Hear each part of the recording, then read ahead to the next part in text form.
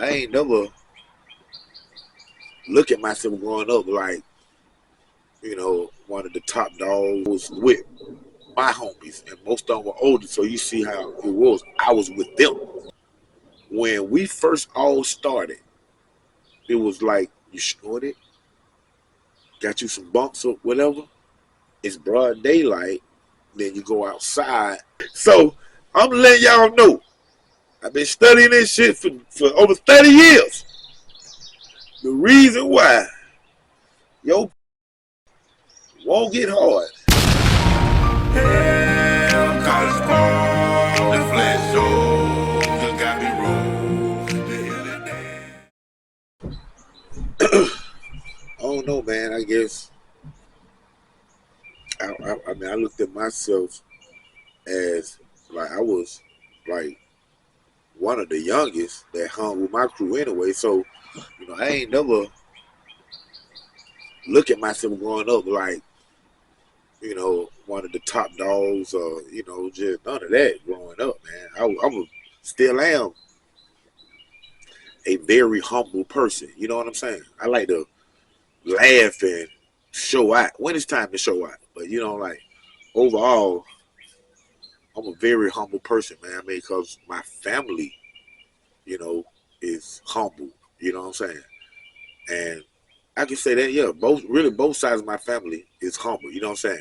My father's side just a loud humble. Yeah, just being real. You know what I'm saying? Excuse me. And my mother's side is a quiet humble. But both sides of the family is humble. You know what I'm saying? Um, me personally, like I said, I ain't never think I was a big dog with them. I was with my homies, and most of them were older, so you see how it was. I was with them, so I know how to be a part of something besides being the leader. I do know how to be a team player and a part of something. That's how I grew up. Um, at, at the end of the day, when you talk about individuality, what you doing, girl? You talk about individualities, man. You know, I always separated myself. I looked at the things that I did different, compared to my friends.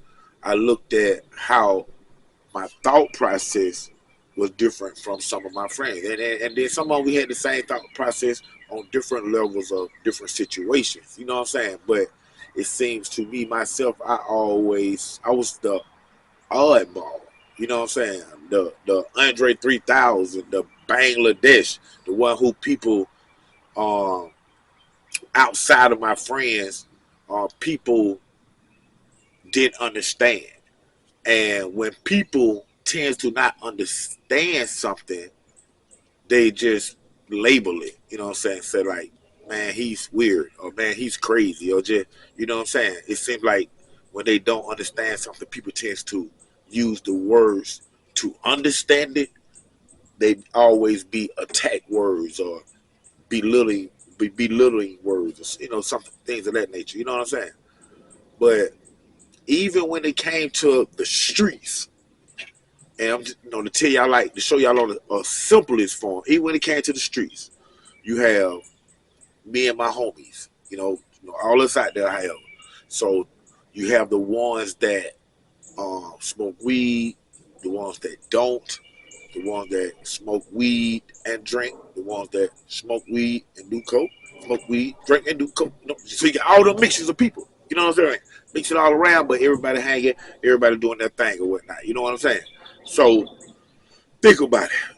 All of us that's in the category of powder heads, snort cocaine, booger sugar, so however you want to say the good terms, the bad terms, I have it's the ones that was in my category of teenagers, because we started when we were teenagers snorting cocaine, man. Think about it. When we first all started, it was like you snorted, got you some bumps or whatever. It's broad daylight, then you go outside and you carry on. And in um in our time, our carry on meaning went out there and hustle, like that, however. Um, Me personally, I have done that, but like to me, the coke just was like an aphrodisiac, a sex drug, a drug that made me like want to have sex and do freaky shit and just stuff like that. That's what it made me feel like. You know what I'm saying? I got the paranoid stuff too, just like everybody else. But the overall feeling, that's what it made me feel like. So that's what I wanted to do. So I would leave from the hustling and all that to do that. You see what I'm saying? So the thing is about it is, excuse me. The thing is about it is, if I wasn't planning on having sex or being with a girl and doing some old kinky shit, then there was no need for me to get the drug. You know what I'm saying? Unless I'm gonna do it later. And I'm always be on some freaky shit. You know what I'm saying? But like there was no need for me to get the cocaine and start the cocaine if I wasn't gonna engage in a sexual act with a lady or something later on that night. You know what I'm saying? So, like I say, my friends, they was doing it for other reasons. Some my same reason too, but 98% of my friends did it for other reasons. I can't tell you their reasons. I can just tell y'all the reason why I used to do it. You know what I'm saying? And and the thing is too, man. I remember my homeboys. I used to tell my homeboys, and they're like, "Yeah, man. The only reason why I get it because I be doing this. I be doing this." And they be telling me, they used to tell me stories like, "Oh man, me too, man. But it seems that I can't get myself up. You know what I'm saying? I can't get myself up, girl. Hey, girl, you got to sit down. I'm filming right now. But get down. We okay. Down.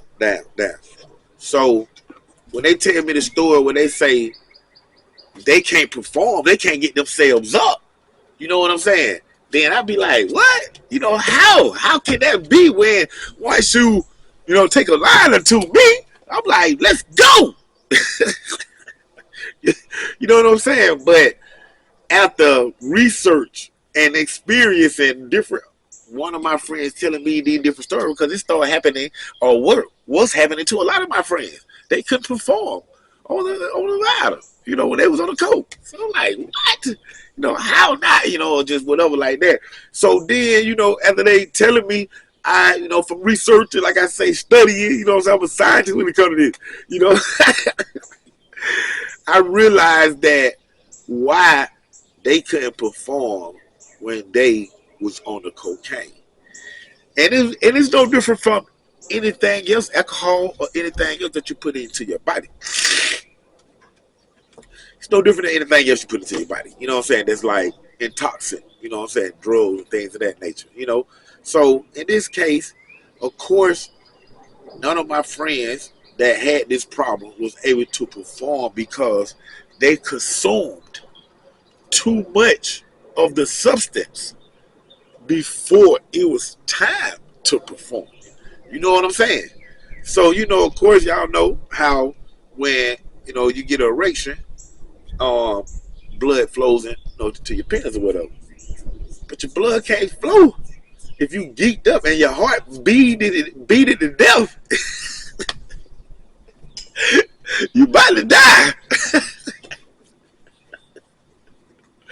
You talking about your thing won't get hard, but your heart pumping all the blood to keep it everywhere else, and all that shit. And you trying to go down there,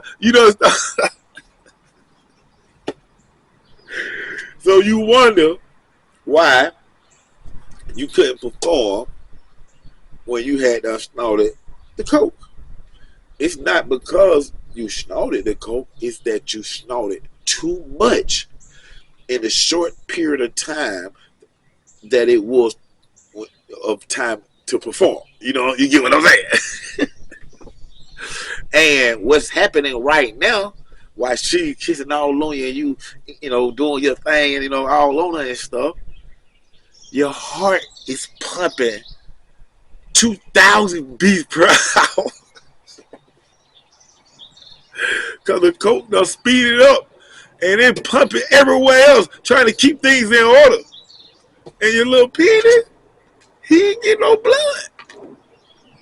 He dead. Like your heart telling you what you about to be. Hey, hey, I'm dead serious, bro. I'm telling y'all, I'm giving y'all the lesson right here on Underground Source TV. Those of you who still snow, the real talk.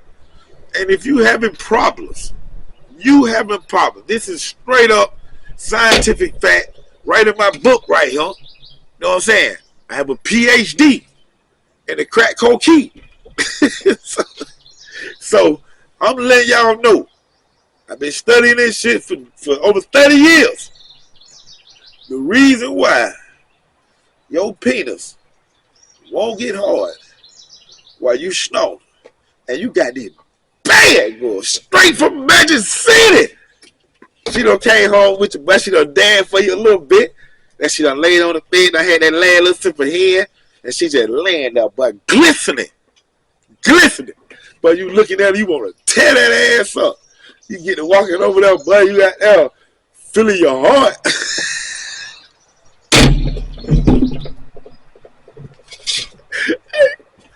Hey, the real talk, man. That's why hey, chill out. You know what I'm saying? You got to do. Ain't nothing wrong with what you do. You know what I'm saying? You know you don't need to be doing it. But what I'm saying is, because you know the kettle can't call the pot black. What I'm saying is, you can't. That's all I'm saying. I'm laughing because it's funny, but you can't do too much coke in the time of when you finna have sex. Because when you see that glistening ass bouncing over there, looking like Jello, and you walk into that bed thinking that you just finna dive straight in it, but you get the kissing all on you, and you look down at Peter Pablo. He don't got no heartbeat, ain't no blood, ain't a drop of blood in him. A vampire see him and walk right past him.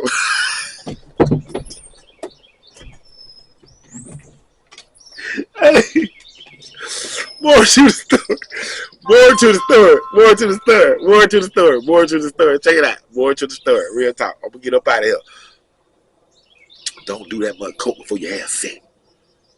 Take a line or two, depending on your body weight, your mass, just like drinking, man.